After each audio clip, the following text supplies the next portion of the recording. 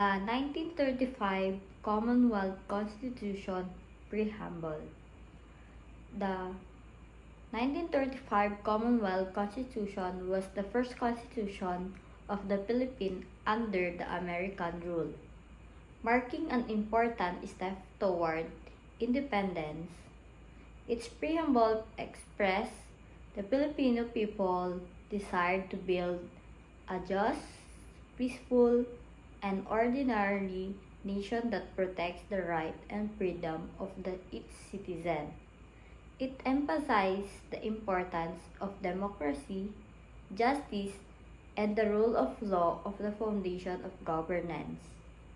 Overall, the preamble reflects the hopes of aspiration of Filipino to create a government that serves the people and promotes the common good.